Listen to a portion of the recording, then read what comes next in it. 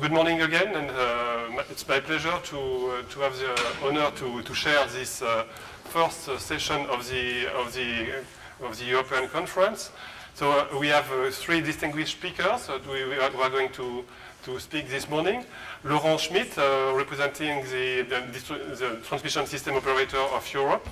We will have also Edward Shaw, representing a very renowned expert for years in the energy sector, and Alberto Potocznik, the director of the Association of Energy Regulator in Europe. As I said before, an institution which is based in this city. And so thank you for also being present, all of you. So we have 90 minutes of presentation. My role will be to coordinate you and to also be the timekeeper. So I will have some time to send you some signal to stop you if necessary. And the topic of the presentation of today is what will be the future of energy in 2030, and what are the challenges and opportunities which are going to be met according to your expertise and your feedback. So to introduce this topic, which is energy landscape of 2030 challenge and opportunities, I will use a slide made by the association, the International Energy Agency, which is very well known, which is showing, summarizing our challenges by showing three states of evolution of the world economy. On the y-axis, you have the growth of GDP based in 100. 100 is the value in 1990. And as we can see today, almost today, in 2017, we have doubled the GDP as of compared to the one of 1990. And according to the agency assessment, it will be multiplied by more than 5 in 2040. At the same time, the consumption of energy, which is now of 14 gigaton of oil equivalent, was of 9. It has been multiplied by 1.5 during a period where the GDP has been more than double. And the challenge we'll have to in 2040, while the GDP will be multiplied by 5, to limit the energy consumption to a value of between 1.5 and 1.6, and also to have different scenarios depending on the technology, in which we will emit, as you can see on the x-axis, between 15 and 40 ton of CO2. So the challenge is dealing with economic growth of the GDP while not consuming too much for energy security and not emitting too much for environment. And to answer this question, the issues are the tools that we could imagine to have today are the new technologies, digitalization, decentralization, what will be the technologies of tomorrow which are not imagined today, and also regulation will be a tool which will be addressed in the country, in the region, and at the world level. So this is to introduce the challenge that we are going to face. And now I have spoken too much, and I will give the floor to our guest, the first speaker, which is named Laurent Schmitt. And Laurent, you have the floor. I don't know if you have a microphone. So good morning, ladies and gentlemen. I'm very happy to be here. I'm the Secretary General of ENTSO-E, so the Organization of European Transmission System Operators. And I've been requested to give a speech today on what we see happening in the development and in the transition of our power system, and how we see this moving to what we call the 3D, 4D or 5D revolution. So I'm going to give a few notes of what we see happening in Europe in that space. I must say I'm very happy to be here. I would like to thank LS, who is one of the sponsors here, who has invited me to to present. I had the chance to visit Slovenia over the weekend, and I've been amazed to see how we see nature, how we see all renewable into this context, and we really feel when we are in this country that you are very careful to your own environmental resource. So congratulations for that. I think this is very important.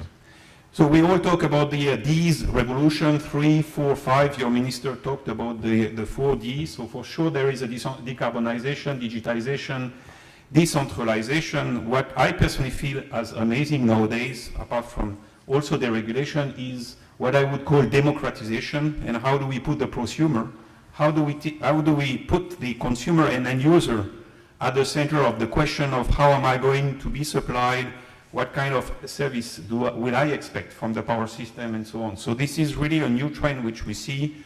Traditionally, transmission grids and high voltage have been more topics to, I would say, B2B discussion, while we see now our environment moving to B2B2C type of theme. So I already mentioned the ENSOE is the Association of European Transmission System Operator. LS is one of our very active members, and particularly on the innovation side. So it's always very interesting to exchange on what's happening here. So we are at the center of really something which is a significant transformation, if not saying a revolution. And I think Europe has decided to put itself in the feet of putting a lot of ambition into that space. And we see what has been negotiated in the last clean energy package are a very ambitious target for 2030 and 2050. Sorry for the automation. But I want to highlight that beyond this target, which we have in the clean energy package, we still see our parliament asking ourselves whether it's enough, whether we need to move to 50% renewable reduction in 2030, whether we need to move to a full decarbonization in 2050. So these are very fundamental questions, but we see a very, very strong acceleration of this discussion. So what we do on our grid operator side is we take these long-term targets and we try to define what is the optimum pathway and what is the best pathway to move. And so we do a lot of work into scenarios and building scenarios into what we call 10-year network development plan, adequacy calculation, trying to figure out how the power system is going to withstand the amount of change and the amount of renewable which we want to introduce. So you see on that slide typically how our pathway where I analyzed, I would say 2-3 years ago. We are right in the center of re-engineering this pathway. We're going to release this vision within the end of the year, and it's going to be very, very important. So how are we going to be able to decarbonize the electrical system completely in 2040? What is going to be the place of hydrogen? How soon is hydrogen going to come into this overall picture, and what can we objectively achieve in the scale of 2030? So what you can see on that slide, we try to start from the grid as how it is today, and then we project these scenarios across various hypotheses and options, trying to figure out the impact typically of technology improvements or technology costs. We also are trying to analyze through the perspective of our C-level executive of the TSO, trying to figure out how do they see today the disruption. And you see here the large amount of topics which are open and which represent significant effort which we need to solve in the coming years around market design as an example. So here being in the front of economists, I think we really need the support of economists to think about that future market design, but you also see a lot around technology, blockchain, IoT, decentralization, and so on. So the artificial intelligence. So basically all the challenges we see are a combination of both ramping up of new digital technology on one side and how are we going to be able to use it, and on the other side being able to put a framework, an economical framework, which makes the investment in a proper direction to make sure our industry best use these new technologies. So what we see at the center of all this change and revolution is really the topic of flexibility. How much is the grid going to require flexibility? And you see on that slide the evolution of the flexibility need across various power systems in the world. And of course, the more you introduce renewable and the closest you reach 20-30% in the system, the more flexibility you use, up to going into 30, 40, 50%, where you need new form of flexibility, what we call in the grid operator domain inertia.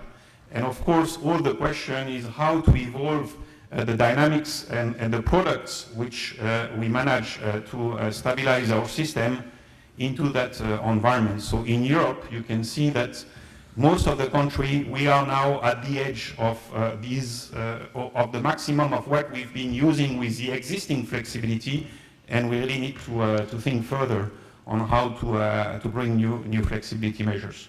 In the same time, the good news is that technology does bring new options for flexibility, batteries, virtual power plants, prosumers, and of course, all these technologies do not bring the same kind of flexibility, but what is really a challenge today being a grid operator is on one side to look at the dynamics of the system and how it needs to evolve and bring further flexibility on the other system, and in the same time look at what technology bring at the edge of our system so that basically we can make best use and most economical use for the society of these various flexibility.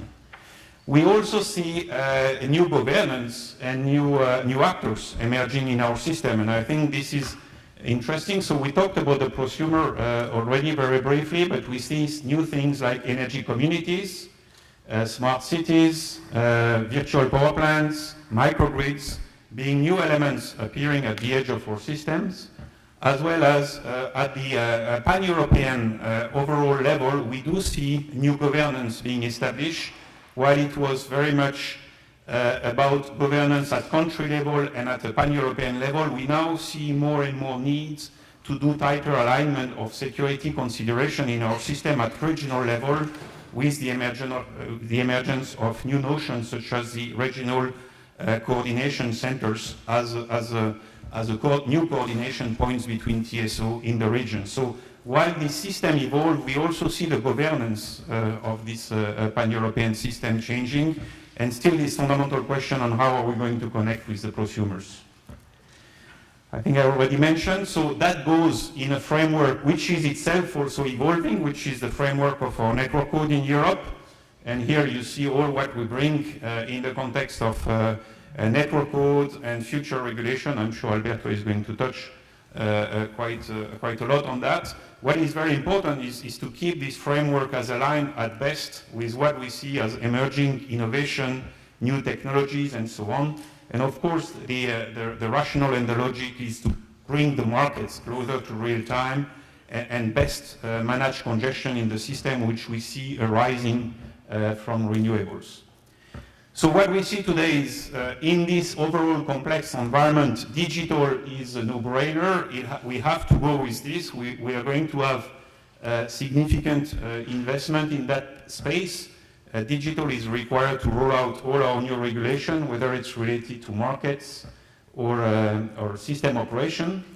But also digital is fundamental to enable new transparency in our system, simply because all these operators who are developing or new players developing at the edge of our system are expecting much more information and data on what's happening in the main system to be able to well behave in view of this main system. So there is a lot of example of what digital can bring. So we have analyzed this into our ENSOE TSO community, looking at the perspective of resiliency, efficiency, and integration of distributed energy resources, and we see clearly sets of applications which are of interest. The complexity is, of course, also to put a regulatory framework which enables investment into these new technologies. We also see a change on how the IT system is going to be architected in the future for grid operator. When I read the books on digital and IT, I'm here and coming from the domains of social networks and so on, I hear about multi-sided orchestration platform, which is really what has happened with this Uber and Facebook and these people, and we really need to think what this means for the energy sector, and with this disintegration of the energy value chain, the new collaboration between TSOs and DSOs, And basically, we see the system and the IT system becoming a system of systems, and with subsystems interacting with each other, new API, new operating interface, and there is a lot of work to do to align all these systems, data integration between TSOs and DSOs. This is absolutely fundamental to enable, I would say, the most efficient system for society at large. We see TSOs and grid operators becoming new operators of data, data orchestrators. So you see on that graph the evolution of the traffic on our transparency platform, which is a data hub which we use in Europe, where we publish every 30 minutes data about Europe. The volume of people connecting to this system has been multiplied by 3 in 3 years. You see here the increase, and interestingly, we see more and more startups and people wanting to make use of their data for their own domain. And I'm very happy to say that today when I come, for instance, here, I know exactly my carbon footprints. Coming here is a carbon footprint of 650 kilograms because I have an electronic wallet in my smartphone, and this electronic wallet connects with this transparency platform and knows when my car EV charge and automatically give me the kilogram footprint of my charge depending on the flow in the European system. It's just a use case which illustrates how this data is going to get interconnected and the fundamental role of grid operators into managing and orchestrating this data. A lot of questions are around interoperability of data. We also do a lot of work on that, building a common grid model, making sure that all grid operators do their own optimization and calculation out of the same data plane and data layer. So that's, I'm not going to, and there is a lot of IT thinking behind it. What is the optimum way to architect this system? I'm not going to go into detail of here, maybe the audience is more economist, but I think this is something which is complex because these are a very business critical system, and the migration of this system are usually taking some time. Of course, associated to that, you also have the big question of how far are we going to enable this data orchestration given what we see happening in the cybersecurity space. So we have taken this as a new requirement. How far, what's going to be the cybersecurity constraints onto the economics of our system? We start seeing countries basically objecting about providing data and transparent data because of cybersecurity concerns. So how are we going to deal with this? And of course, I think all that is going to really drive us towards new concept for managing real-time risk situation awareness and real-time risk situation awareness analytics in our systems. So if you look at the clean energy package, a lot of the new things which are coming onto TSOs is how to better analyze what's happening in system, how to anticipate risks, how to calculate all these fluctuating threats in real time through the system operation. And I think here we should recognize that in the coming few years, the human being will not be able on its own to do this assessment. The machine will have to play a fundamental role here. Of course, the human being will be here to train the machines, but the machine will play a fundamental role here. I already mentioned there is also this question of TSOs, DSO. How do we share the market facilitation between transmission and distribution system operator? We do a lot of work in that space, and that diagram shows how the future market platform are likely to be architected, and you can see it's quite complicated. The right part is the regulated part, and you see more and more interaction between the DSO environment and the TSO environment when it comes to congestion management. So the message here is we need to put on the top of this a regulatory framework which properly recognizes that, which gives the possibility of DSO to play their role, but also puts a barrier if DSO are not neutral enough, so that they are purely neutral and they do not represent the interests of generation. Otherwise, we are going to come back on what we developed in the past years around the famous DEA regulation. And that's where economists and regulators are also very, very important to frame the right environment. So I think we have done a lot of work already on identifying what are the right toolbox to manage the TSO, DSO, and flexibility into these environments. We are also closely following what's happening in Europe, a lot of small-scale pilots. The fundamental €100 million question is how to scale this up, how can we accelerate, how can we scale up all these examples? So we heard in our last inaugural conference the idea of doing regulatory sandpits. Maybe it's a good idea to favor, I would say, development of technology, but how can we also do it without disturbing too much the economics of the system? And what is very important is to learn from each other. So in ENSOE, we have been trying to use catalogs of best practice, knowing from each country and the relationship between TSO and DSO change in every European country. So we have recently launched, I would say, a new Horizon 20 project where we really want to explore this. It's called Interface. So as you can see on ENSOE, we do a lot of work on one side to support the engineering of the network code, grid codes, regulation, and so on. And on the other side, we do also a lot of work to try to anticipate innovation and project what's going to happen in our power system. And that's what we need to solve for 2040. New R&D tool, be ready for clean energy package, large amount of renewable, if not say full renewable in the system, and access to distributed flexibility across the entire system, and operating with millions of smart devices. So thank you for inviting me, and very happy to respond to questions.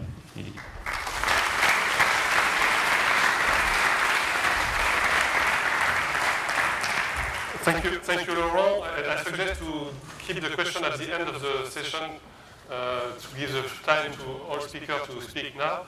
So now I invite Edouard Shaw to give us his vision. You're a little bit electricity oriented in your presentation. It's not only energy, but I'm sure that we will go to the rest of the energy with Edouard. And you're going to hear a little bit about oil and gas. Okay, thank you. The floor is yours. First of all, I want to thank Iaee Europe for this kind invitation to come to this country. Also, the School of Economics and Business for being a guest here. I was in Europe last week and had a few spare days, so I took the opportunity of visiting your beautiful country at the second half of last week, and it truly is inspiring for a first visit.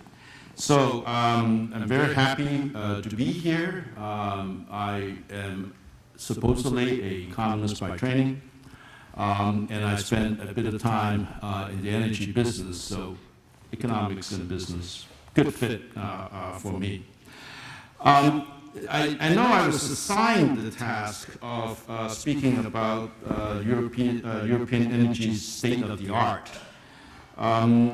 It strikes me as a little presumptuous for an American to come all the way here to tell Europeans about the state of the art of the European energy sector.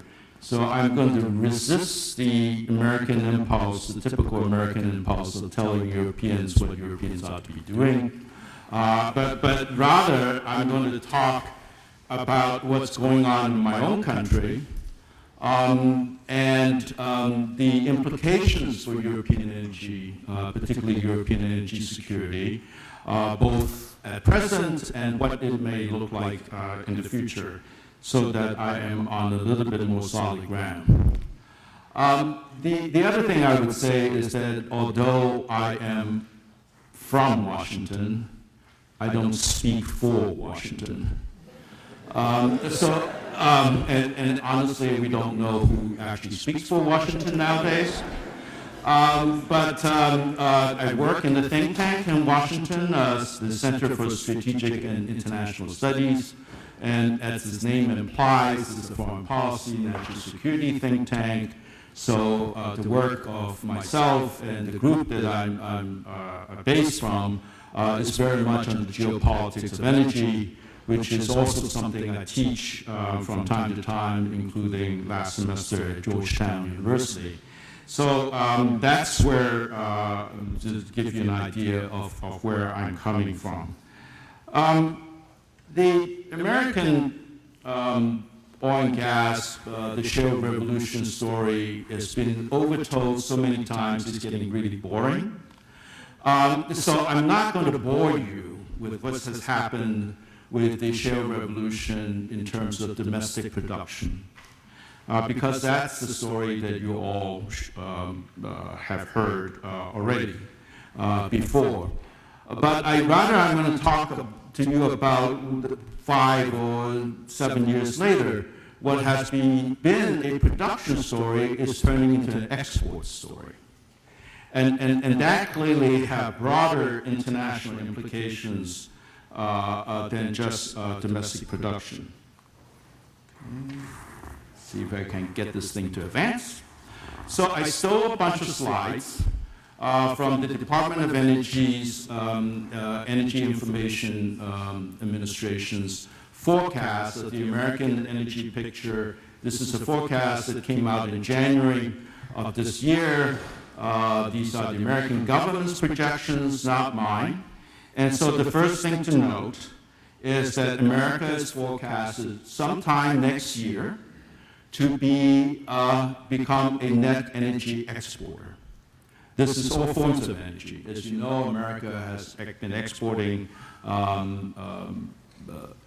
coal for a very, very long time. We are now a net exporter of gas, and we have become a significant oil exporter as well.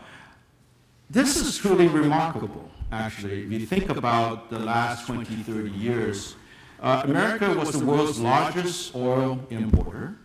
It looked like America was going to be the largest oil importer forever. We were forecast to become a major importer of liquefied natural gas, or LNG, and that looked like a trend that was locked in.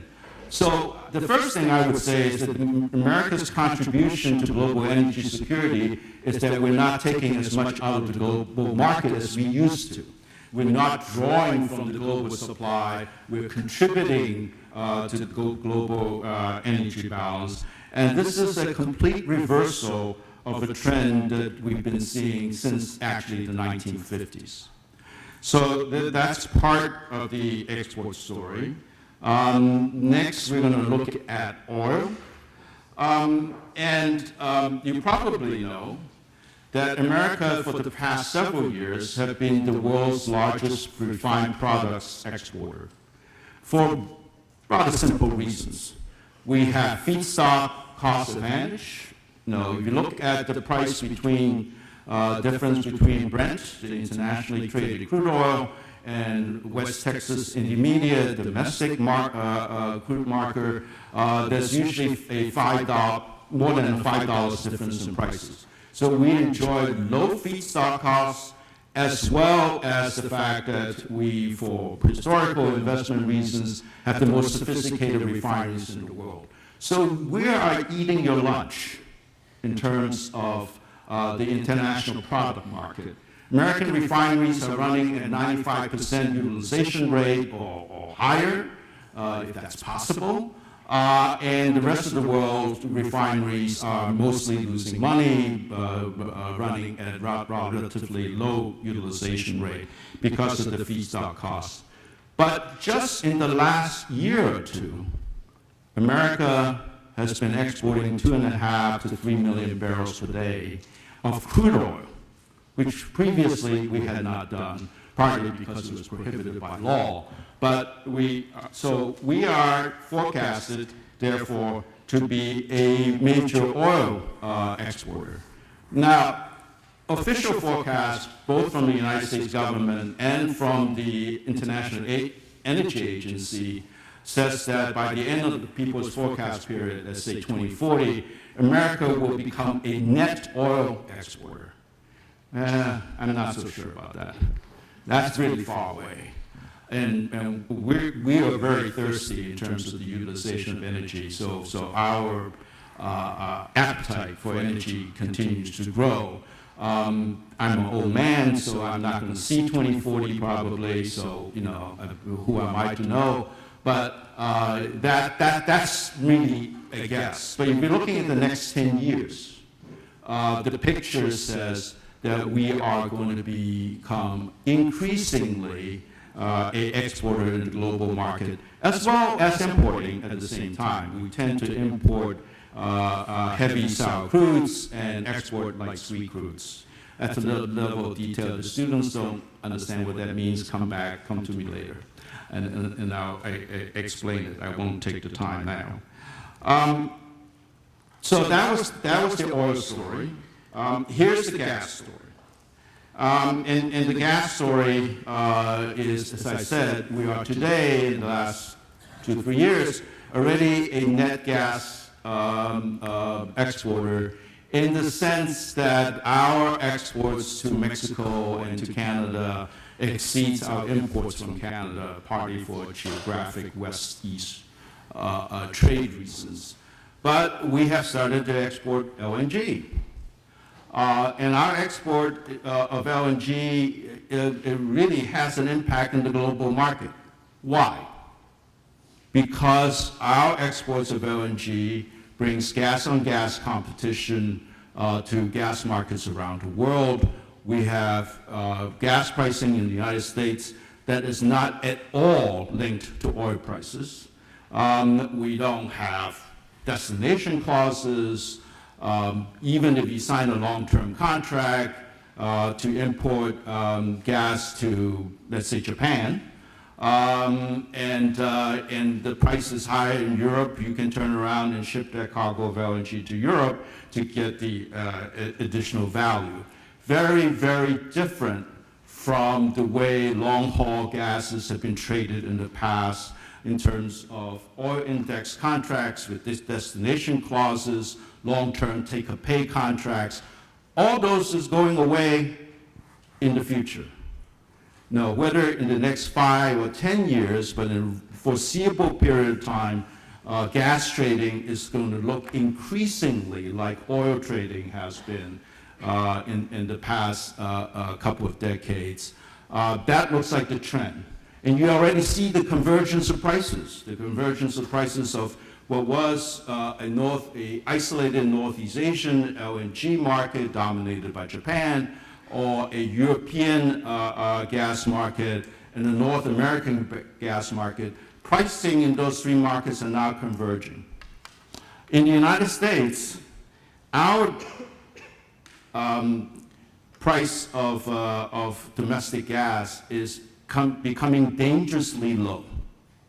It's approaching $2 per million BTU. You can't make a lot of money at $2 per million BTU, I'm sorry. So exports has now become a good thing, everyone believes in America. There was a time when there was a debate in America of whether that's a good thing or not, because our domestic heavy energy consumers, let's say you're the Dow Chemical, you're not so happy with exporting when you have this comparative advantage at home. Now we need exports to go out in order to have price relief domestically, so that prices don't drop even lower than they already are, and then you have stranded assets and stranded investments. So, so exports is a good thing. What we cannot do, or the United States government or Washington cannot do, is direct where that LNG flows. In spite of words that American officials may come and say in Brussels, Berlin, Croatia, just as an accidental example. American government cannot direct where LNG flows. American government has no legal authority to do that. LNG is going to flow out and go to the highest value market, wherever that is. But these slides are really just illustrations of my last point. And my last point is where America is heading in terms of its import balance compared to the rest of the world. This is a chart that the International Energy Agency put out maybe 5 years ago. And it's a oil and gas import dependency chart. The easiest way of explaining it is to look at Japan, because Japan is almost 100% dependent on oil and gas imports. Well, most of the rest of the world is going to the direction of Japan. becoming more import dependent on oil and gas. Europe's going to be more import dependent on gas, but less import dependent on oil, primarily because of climate policy. But nevertheless, it's in a precarious position. But you look at the major trading blocs. The United States is the only one going the other direction. We are a net gas exporter. If I were to update this chart, which I should have, lazy research assistants must be the reason, that line will go beyond zero so that the United States will become a net oil exporter as well. So think about what that means in geopolitical terms. It's always been taken for granted that the United States is dependent on oil and gas, and therefore U.S. policies, whether it's in terms of power projection abroad, has a relationship with energy security concerns. Why is our fleet in the Persian Gulf? Why is our Air Force and Army pre-positioned in the Persian Gulf? Why does America have something called Africa Command? I can tell you Africa Command, which is kind of the African equivalent of European Command that you're more familiar with here in Europe. We didn't create Africa Command in order to fight Ebola, okay? That wasn't the original intent. The original intent is security concerns in the Gulf of Guinea, where the United States was importing a lot of light sweet crude from Nigeria, Angola, and elsewhere. So energy security was always part of U.S. Overall security concerns. And that's going away or heading a different direction. To what extent is America going to continue to be willing to commit blood and treasure to protect not American energy security, but your energy security? We don't know, because these thoughts are still being developed. But we see signs. We see signs of President Obama leading from behind in Libya. Well, Libya used to be a big supplier of light sweet crude oil to East Coast refineries in the United States. If we were still importing a lot of light sweet crude from Africa, do you think Obama would have been leading from behind on Libya and say to the Europeans, your neighborhood, you take care of it, right? Would we have been so complacent on the slow motion train wreck that's been Venezuela for the past 10, 15, 20 years if we were importing a lot more oil from Venezuela? The Iranian sanctions before the nuclear agreement was very easy for America. We didn't need any Iranian oil. It was Turkey that was being affected. It was Italy that was being affected. It was China, India that was being affected. So you see, I'm not telling a story that is just based on what's going on with the current American administration. There are some fundamental factors that are changing, has changed, will continue to change, that may lead us to a different place. Look at the Trump administration's withdrawal from the JCPOA agreement on Iran nuclear weapons, and the tightening of sanctions on Venezuela, with the talk in Congress of sanctioning Russia, increasing sanctions on Russia. Would it have been so easy for American political leaders to make those kinds of statements, make those kinds of policy proposals, if we were still the world's largest oil importer? Well, maybe, maybe not. You judge, right? I'm just pointing out some trends to you. Now, there's some risk to the United States of the current trajectory. which on policy that maybe haven't been well thought through. There's the risk of overuse of sanctions. And if you overuse the tool, you weaken its currency, its effectiveness. And I say currency partly as with a double meaning. One of the reasons American sanctions are so effective, particularly American secondary sanctions, is the strength of the dollar as the currency of commerce internationally, the strength of the American banking system, and so on. But if we continue to overuse sanctions without regard to other countries' interests, will other countries continue to be complacent and say, well, there goes America off on its whatever again, and not try to work around the effectiveness of American sanctions in the future? Is it really possible to sanction the largest oil and gas exporter in the world, i.e. Russia? Is it really possible to increase sanctions on the largest oil and gas resource holder in the world, i.e. Iran? These are questions. I think the withdrawal of the JCPOA agreement and the European Union's attempt of creating special purpose vehicles to get around the onerous conditions Americans are imposing is a sign of the future. It's not going to be just the European Union, as I already suggested to you. Turkey, India, you name it, China, Japan, Korea, major importers of oil who don't have the domestic resource revolution that we have. Will they continue to stand pat, or would they recalibrate how they do business internationally?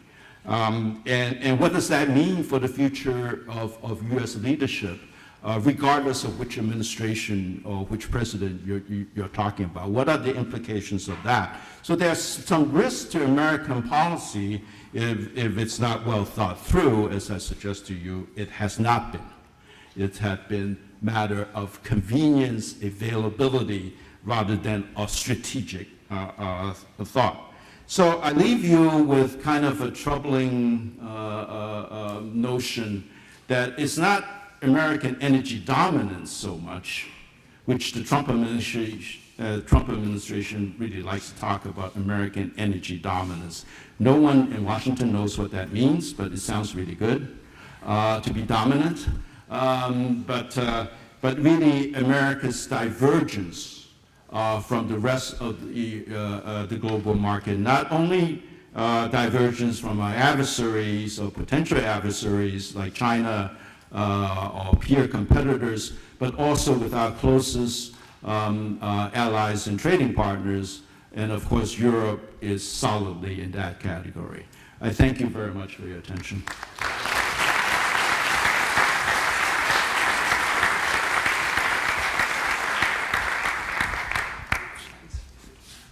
And now the floor is going to Alberto Potocznik, who is the director of the Association of Energy Regulators, which is, as I said, based in here. And but you are addressing all the energy regulators. So, what role could play the regulators in the transformation of the energy system in Europe, maybe in the rest of the world? You tell us.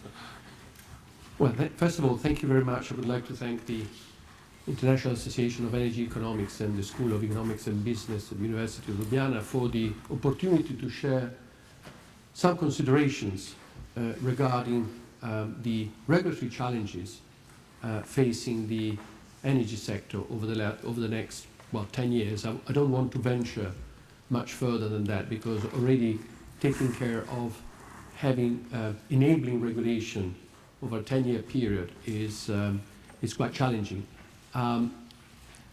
It's also true that the approach to regulation is going to change, has to change, because until now, regulation was based on a foreseeable technology landscape, which, as Laurent has shown, it's not going to be possible anymore, because technology is changing so rapidly, and regulation cannot keep up with the same speed. So that, in a sense, regulators would have to be smarter.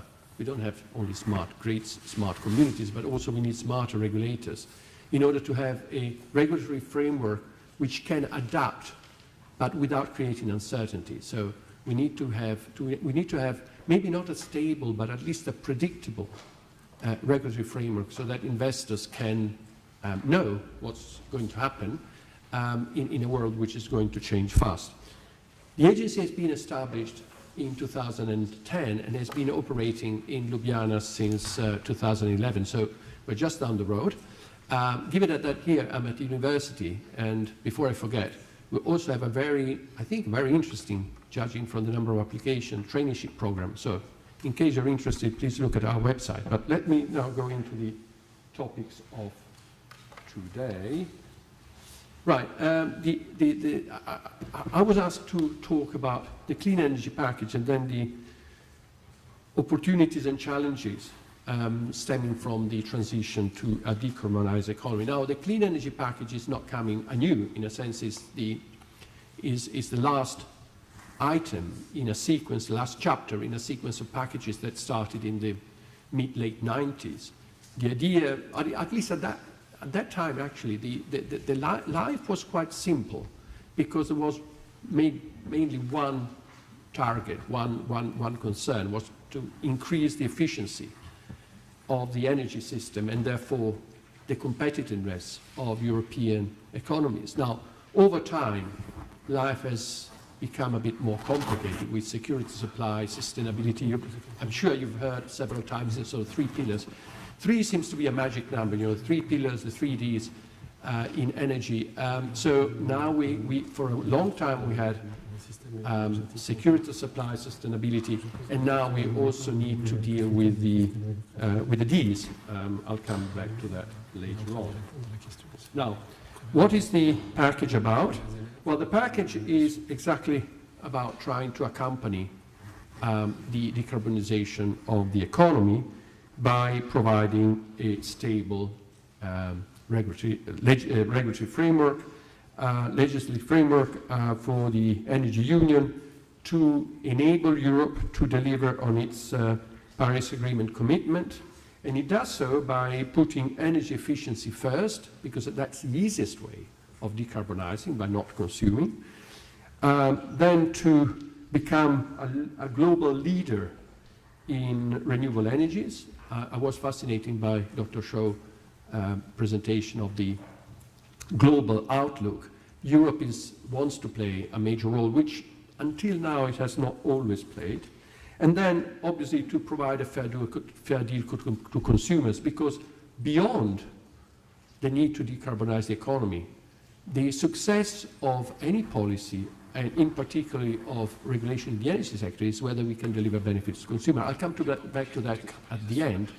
But market liberalization has not been pursued for the benefits of energy companies or regulators or TSOs, but you know, the proof of the pudding is in whether we are able to deliver benefits to final consumers, to all of us when we go home in the evening and we switch our lights on. Now, we all know what Europe has committed to in terms of the sort of climate change and sustainability targets.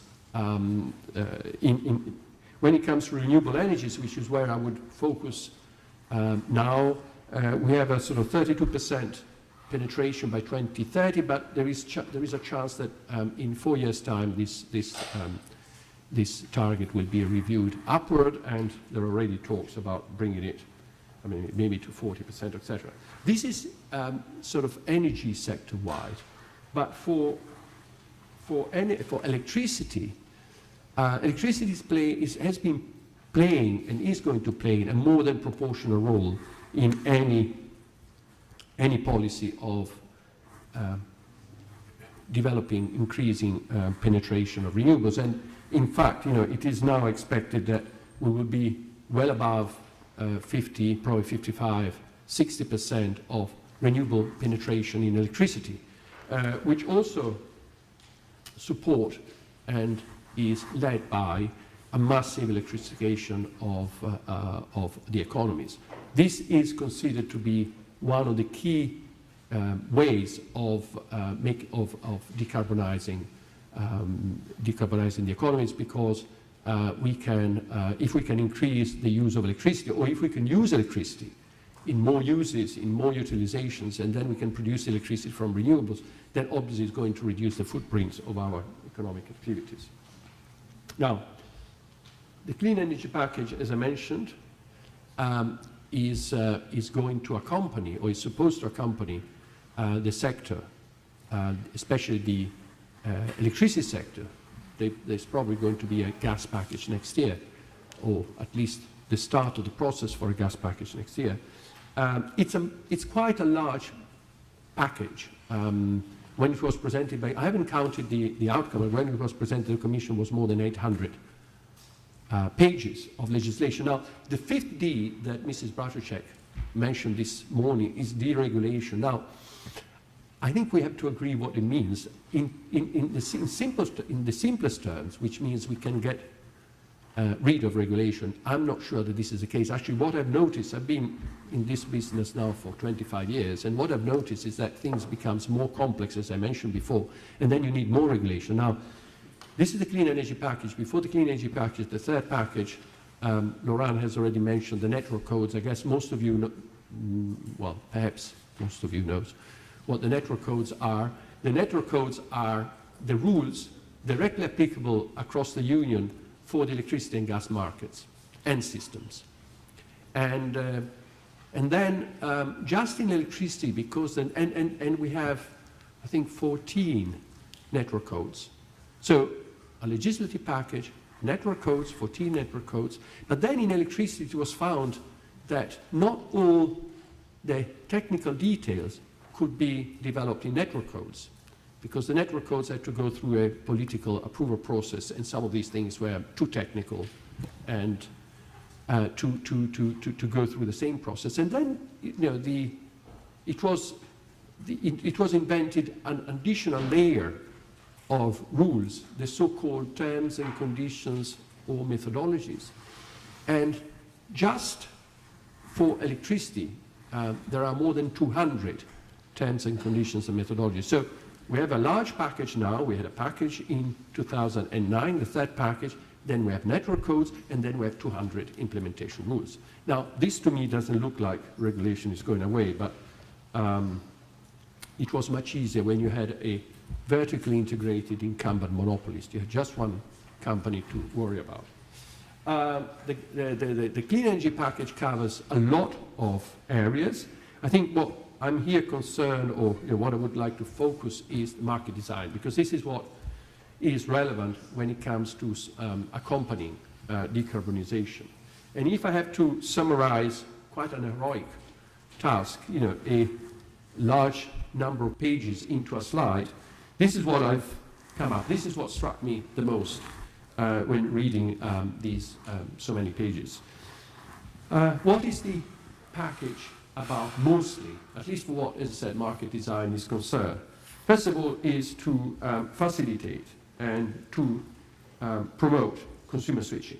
Consumer switching is the basic way in which consumers can empower themselves.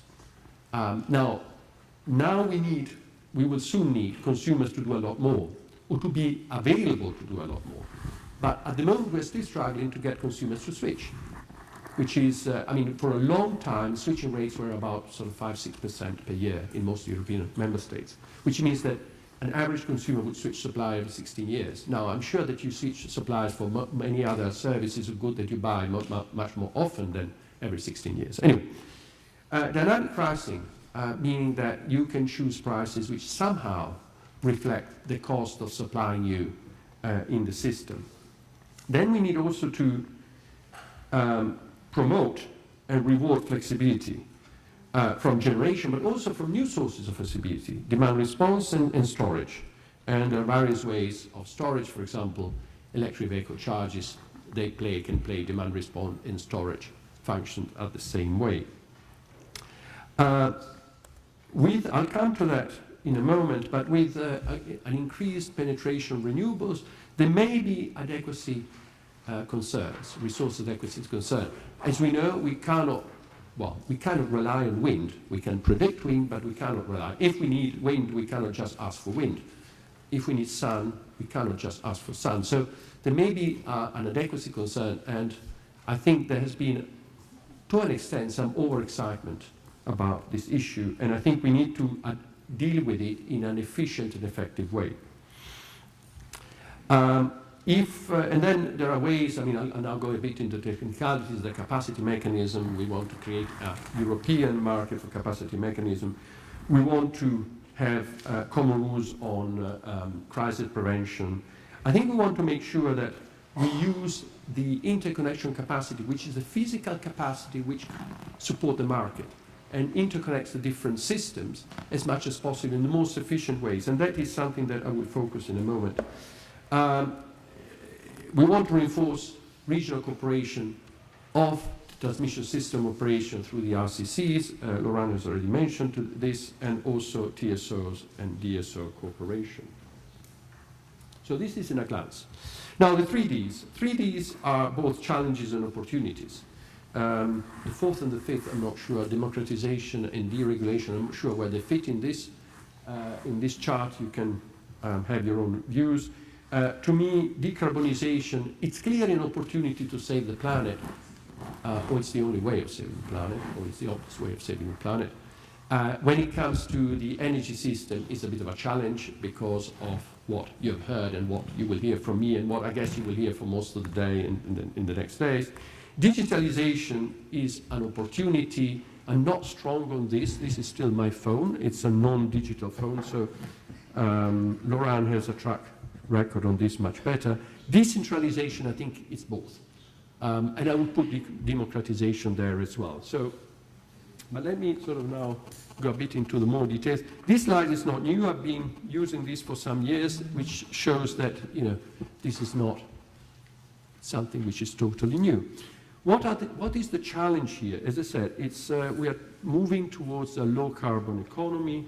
We want to increase the share of renewables which are non-programmable. They can be forecasted or predicted, especially in the short term, and I think we've become much, much better at doing this.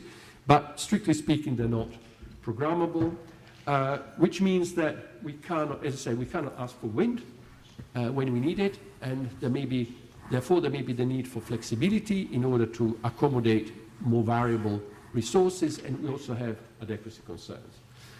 Now, on the other hand, because until now, I think most of the focus of my presentation, Laurent's presentation, has been on electricity.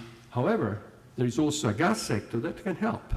The gas sector, at the moment, we're not sure what will happen in the future. There are some uncertainty about gas demand. There are new uses of gas, perhaps. But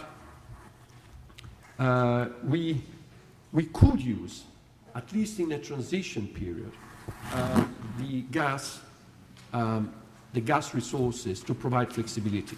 And even more than that, I'll come to that in a second. And therefore, we need to have also a very flexible gas system that can provide flexibility to the electricity system. Now, until recently, my slide was completed at this stage.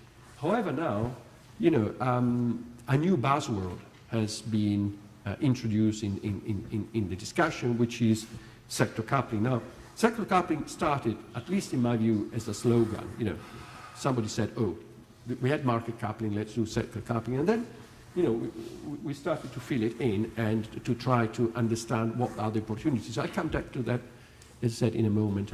First, let me go back to something. Laurent showed us a different picture, a more up-to-date picture, to give an idea of what is the challenge with flexibility that we are going to face. This is an old one, but I like it a lot. This comes from 2015, and it comes from ENSO-E, and it is it presents a statistical measure of the ramp rates, hourly ramp rates of residual demand. So you have demand from consumers in general, not just households, total demand. Then you have renewable generation, and then you have a residual demand. So the demand that needs to be covered by conventional power plants, conventional resources. And then you have the change hour on hour of this demand. And then you have obviously a distribution, a probability distribution. And then you look at the 1,000th quantile, so 99.9 percentile. And this is what comes out. So this is the 99.9 percentile of this distribution. Now, 1,000th means around 9 hours a year. Okay?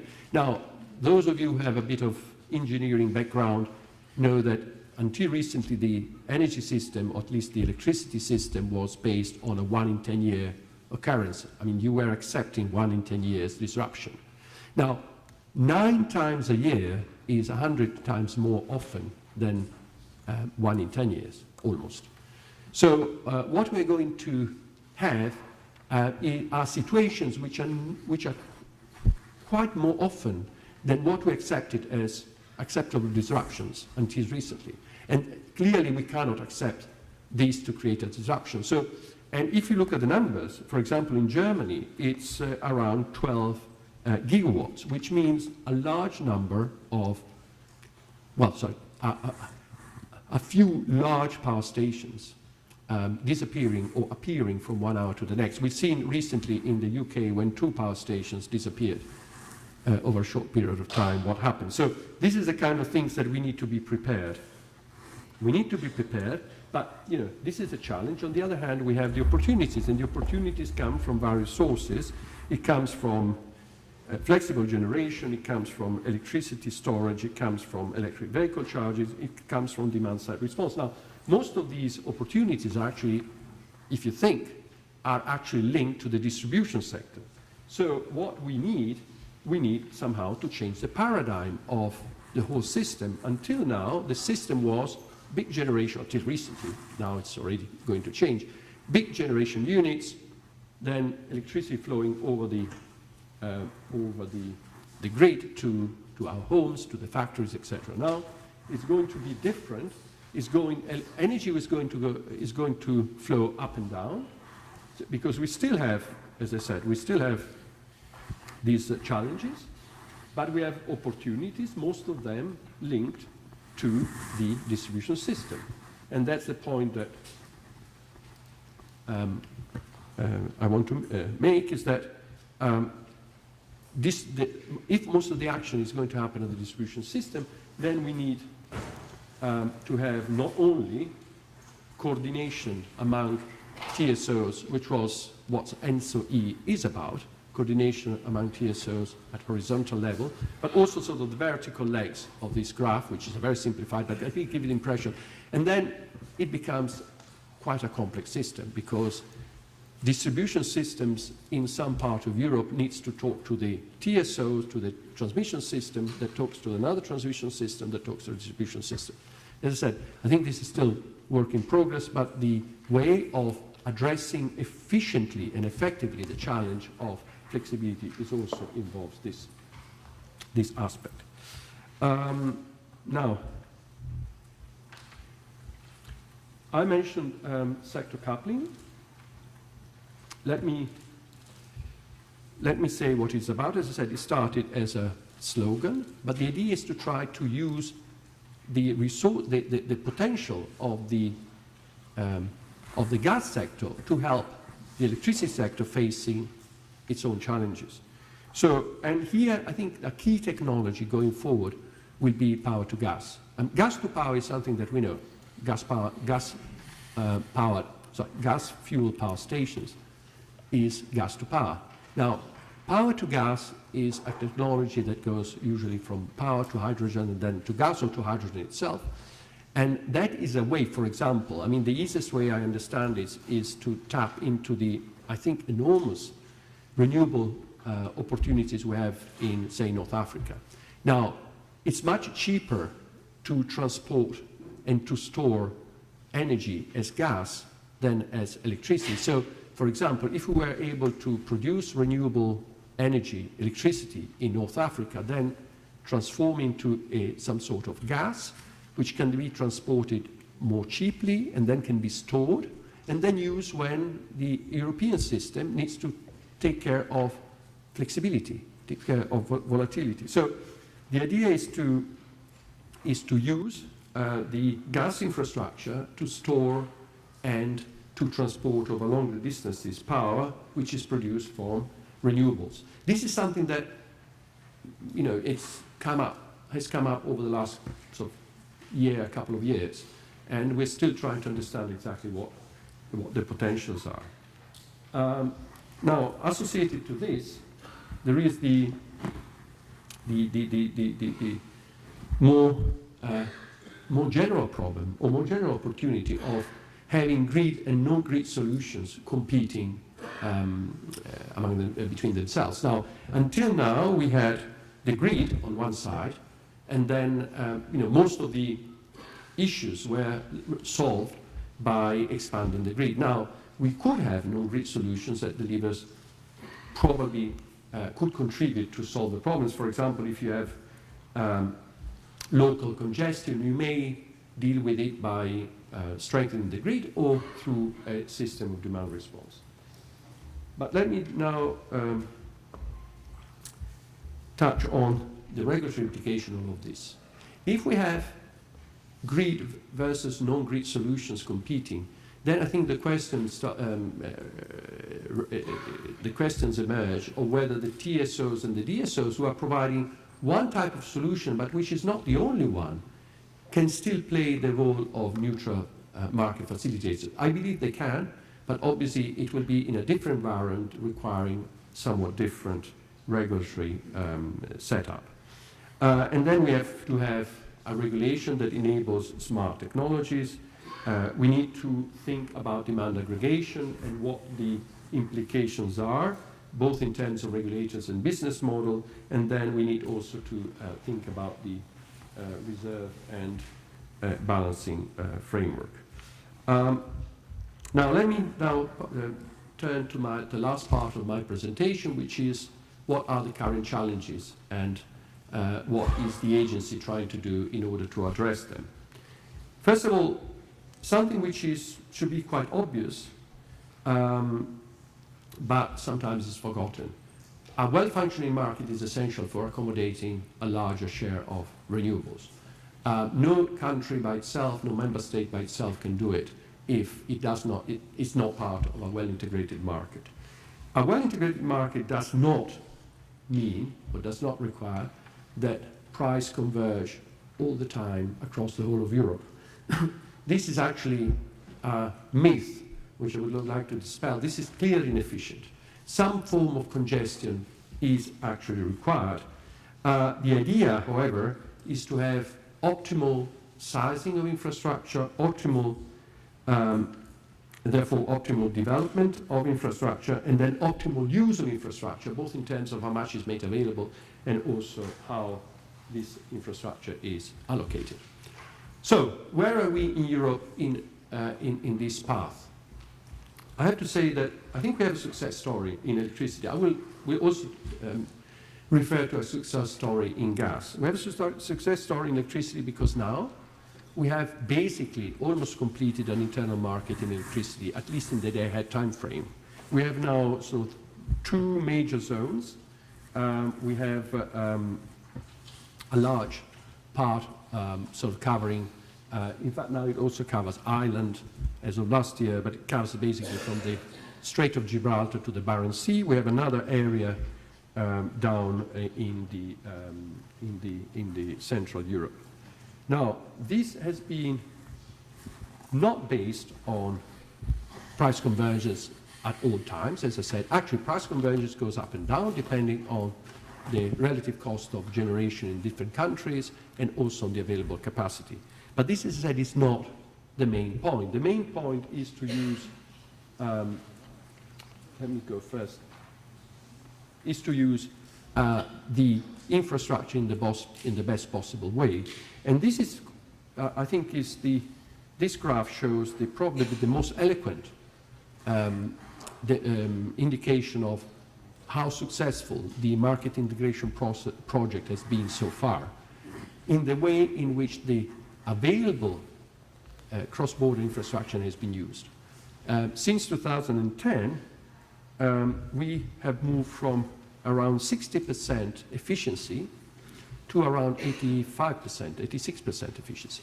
Efficiency means making sure that electricity moves in the right direction when there is a significant price difference. So it moves from where it is cheaper to produce to where it is more expensive to produce. Should this be given for granted? Not at all. I mean, by doing this, we've been able to deliver around 1 billion euros in welfare benefits to European consumers. Now, 1 million euro is not a lot in the great scheme of things, but it's better to have it than not have it. And this is not by building new infrastructure, but just using the existing infrastructure more efficiently. As I said, is this something that should be given for granted? Not at all, because we see that still in those, on those borders where the market is not efficiently coupled, is not efficiently integrated, electricity goes in the wrong direction quite frequently, with this consequence in terms of welfare losses. So if we were able to expand and to complete the market integration process, we could still achieve an additional 150, 200 million euros per year. Now, this is day-ahead market, for those of you who are familiar with market design. We still, where I said we have, I think we can we can claim to have a successful story. We're not yet there in intraday, we're not yet there in balancing. Then there is another dimension. This one is how we use the available capacity, the capacity which is basically available to the market. But then how much capacity is made available to the market given the physical capacity we have? And this is something that we've been discussing with the TSOs now for a few years, because our view was that not much more, or much more of the physical capacity could be made available to the market without any major security implications. And this is actually our latest from last year, our latest estimates. As you see, in some regions we are doing better than others. But there is some room to improve in other regions. Now, if we are able to solve all these challenges, to complete the internal market in terms of capacity allocation, to improve the amount of capacity which is being available to the market, we could deliver benefits in the region of probably 10 billion euros per year to consumers. At the moment, where I said we're around 1.something billions. Now, this is a no-regret strategy, and it's essential in order to increase, in order to support the development of renewables and therefore for the decarbonization and sustainability policy of Europe. One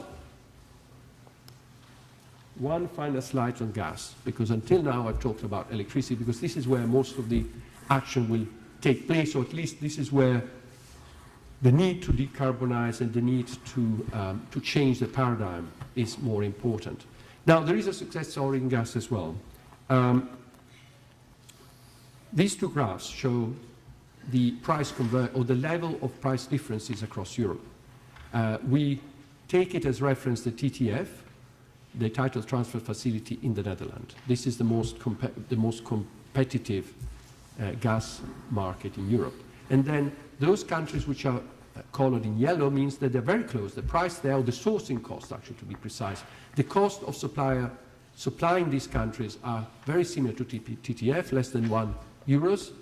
The bright blue between 1 and 3 euros, and the dark blue beyond 3 euros. Now, to me, what is remarkable is that, first of all, there has been a change, a lot more yellow over the years. And secondly, the yellow does not come from proximity to the source of the gas. You would expect, if this were the case, you would expect the yellows to start from the east or from the south and move to the west and the north. No, it's sort of spread out from the most competitive market, which means that the European policy to try to promote the gas market in this way to create more competition, and which is more important than proximity to gas sources, was the right one in its delivery.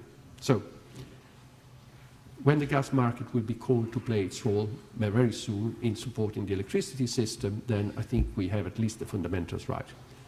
That's all. Thank you very much for listening, and again, thank you for the invitation. Thank you very much.